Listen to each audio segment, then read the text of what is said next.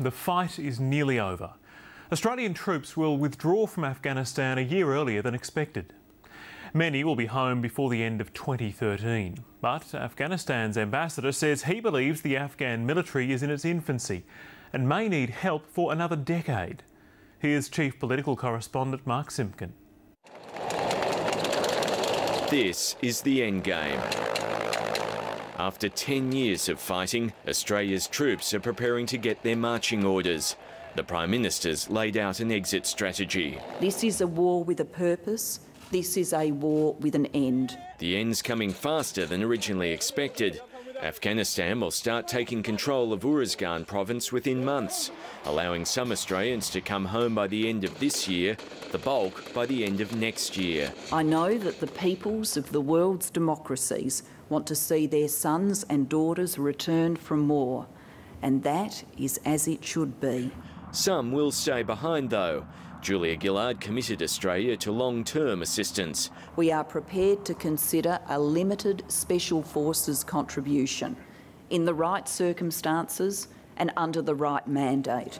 Afghanistan thinks they could be needed for a decade. We might see even the Australian forces leaving even earlier than this, than 2025, earlier than 2025. But the element of military cooperation might stay on. Just yesterday, coordinated insurgent attacks left dozens dead in the heart of Kabul. Julia Gillard praised the Afghan security forces' fight back. An encouraging sign for the future of the counterinsurgency and for the success of transition to Afghan security leadership. Whatever the signs, the polls suggest most people are tired of the war, here and in the United States. Barack Obama wants a withdrawal timetable before the presidential elections, and many Australian troops will be on their way home before Australia votes. While that's good, it's not quick enough, and it's still heavy with politics. It's all about the Prime Minister wanting to get this off the table as an election issue. I guess the biggest concern I have is that we don't pull out until the Afghan National Security Force is ready for us to go in Uruzgan, and we've got to trust our commanders on the ground in relation to that. Labor sources insist the timetable's based on military rather than political considerations.